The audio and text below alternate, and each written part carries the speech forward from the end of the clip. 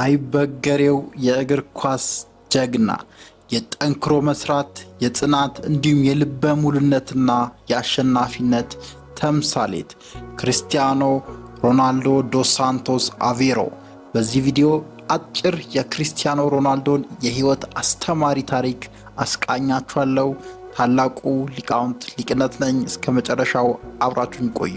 በእግር ኳስ ታሪክ የዓለማችን ከፍተኛው ግብ አስቆጣሪ፣ በአንድ ወቅት በአንድ ክፍል ቤት ውስጥ እናት አባት ልጅ ሆነው በድህነት ሲሰቃዩ የነበሩ ቤተሰቦች ልጅ ክርስቲያኖ ሮናልዶ እጅግ ድሃ ከሚባሉ ቤተሰብ የተወለደ ሲሆን አንዳንዴ እንዲሁም የሚበሉት እንዳልነበራቸው ኢንተርቪዎች ላይ ይናገራል። እግር ኳስን በባዶ እግሩ መጫወት የጀመረ ሲሆን ከትልልቆች ጋር ከታላላቆች ጋር ብዙ ጊዜ እንደሚጫወትም ይናገራል። ብዙዎችም ሲናገሩ መሸነፍን እጅግ በጣም እንደሚጠላ ይናገራሉ። እንዲሁም ዘወትር ሲሸነፍ ቁጭ ብሎ እንደሚያለቅስ ይሳለቁበትም ያሾፉበትም ነበር። ክርስቲያኖ ዶስ ሳንቶስ አቬሮ በፌብሩዋሪ 5 1985 እንደ አውሮፓውያን አቆጣጠር የተወለደ ሲሆን የተወለደውም በትንሽ የደሴት ማዴራ በምትባል ፖርቹጋል ውስጥ ነው። እጅግ በጣም ድሃ ከሚባሉ እናት የተወለደ ሲሆን ከጽዳት ሰራተኛ እንዲሁም በጉልበት ስራ ከሚተዳደር አባቱ ነው የተወለደው። ሮናልዶ የእግር ኳሱ ጀግና በልጅነቱም እግር ኳስን በባዶ እግሩ ሲጫወት እንዳደገ ብዙ ኢንተርቪዎች ላይ ይናገራል። ክርስቲያኖ ሮናልዶ በ12 ዓመቱ ትልቅ ውሳኔ በህይወቱ እንደወሰነ ብዙ ቪዲዮዎች ላይ ያወሳል። ያም ውሳኔ እጅግ በጣም የሚወደውን በድህነት ያሳደገውን ቤተሰብና የኑሮ ቀየውን ለአንድና ለመጨረሻ ጊዜ የተሰናበተበት ውሳኔ ነው። ብቻውን በመወሰን ወደ ስፖርቲንግ ሊዝበን የእግር ኳስ አካዳሚ በቀጥታ በ12 ዓመቱ ተቀላቀለ። ቤተሰብ የለም እዛ። አክሰንቱ እጅግ በጣም ከባድ ነው። ከሰዎች ጋር መግባባት በሚከብድበት ቦታ እንዲሁም በየቀኑ ብዙዎች የሚያሾፉበት ቦታን በራሱ ውሳኔ መርጦ ገባ። በተደጋጋሚ በጓደኞቹ እንደሚሳቅበትና ሙድ እንደሚያዝበት ያነሳል። በዚህ ውጣ ውረድ ውስጥ እጅግ በጣም ከባድ የሚባል የልብ ህመም ኮንዲሽን እንዳጋጠመውም ያወሳል ሮናልዶ። ከዛም እግር ኳስ እንደማይጫወትና የመጨረሻው እንደሆነ ብዙዎች መላምት ቢሰጡም ሮናልዶ ህመሙን አሸንፎ እንደገና ወደ እግር ኳስ ሜዳው መቀላቀል ችሏል። በ16 ዓመቱ ሮናልዶ ወደ ስፖርቲንግ ሊዝበን ቡድን በመቀላቀል ልምምድ ማድረግ እንደጀመረና ብቃቱም እጅግ በጣም እየዳበረ ብዙዎችን አስደናቂ የእግር ኳስ ችሎታውን ማሳየት የጀመረበት እድሜ ነው። 18 ዓመቱ ላይ ሮናልዶ ሁሉም ነገር ተቀየረ። ስፖርቲንግ ሊዝበን ከማንቸስተር ዩናይትድ ጋር የወዳጅነት ጨዋታ ሲጫወት ሮናልዶ እጅግ በጣም ማይታመነውን የእግር ኳስ ብቃትና ክህሎቱን በሜዳ ላይ አሳየ። ብዙዎች እስኪደነግጡ በአቅሙ በችሎታው እስኪገረሙ ድረስ የእግር ኳስ ድሪብሊንግ ችሎታውን፣ ሰዎችን አጥፎ የማለፍ ችሎታውን ሮናልዶ አሳየ። በዚህም የተደመሙት ሰር አሌክስ ፈርጉሰን የማንቸስተሩ አሰልጣኝ ሮናልዶን ለማስፈረም ግብግብ ጀመሩ። ያንም በማሳካት ከዛ በፊት ለዴቪድ ቤካም ይሰጠው የነበረውን 7 ቁጥር ማሊያ አለበሱት። እጅግ በጣም በከፍተኛ ውጥረት ውስጥ ነው ሮናልዶ ወደ እንግሊዝ የመጣው። እጅግ በጣም አዲስ ኢንቫይሮንመንት ነው፣ አዲስ ሰዎች ናቸው። ብዙዎች ወጣትና ልጅነቱን እያዩ ይሳለቁበታል። ግን ከጀርባ ሮናልዶ እጅግ በጣም በራስ መተማመኑን ያዳበረበት እጅግ በጣም ጠንክሮ ራሱን ለዓለም ለማሳየት የተዘጋጀበትም ጊዜም ነበር። ያንም አደረገው። ድንቅ ብቃቱን ድንቅ ችሎታውን ዓለምን የሚያስደንቅ ማንነቱን ሮናልዶ ማሳየት ጀመረ። በሚገርም ሁኔታ ረጃጅም የጂም ሴሽኖችን፣ ስፕሪንቶችን እንዲሁም ጂም ላይ እጅግ በጣም ረጅም የሚባሉ ጠንካራ ስፖርቶችን በመስራት አቅሙን ጥንቻውን አፈርጥሞ ችሎታውን ለዓለም ማሳየት ጀመረ። ይህን ችሎታውንም በቀጣይነት በማስቀጠል በሚደንቅ ሁኔታ 2008 እንደ አውሮፓውያን አቆጣጠር ሮናልዶ እጅግ በጣም ገራሚ የሆነ የእግር ኳስ ችሎታውን ለዓለም አሳየ። 42 ጎሎችን በአንድ ሲዝን የእንግሊዝ ፕሪሚየር ሊግም ሻምፒዮን ክለቡን አስደረገ።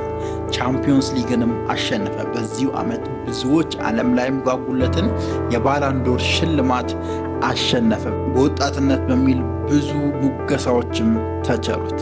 ከዛም ነው ሮናልዶ ወደ ትልቁ የስፔን ክለብ ሪያል ማድሪድ መሄድ እንደሚፈልግ ያሳወቀውና የወሰነው። ሪያል ማድሪድ ላይም ሮናልዶ ብዙዎች ከገመቱት በላይ ዓለም ላይ ታላቅ መሆኑን ዓለም ላይ ትልቅ ችሎታ ያለው ማንም የማይገዳደረው እግር ኳስ ተጫዋች መሆኑን አሳየው።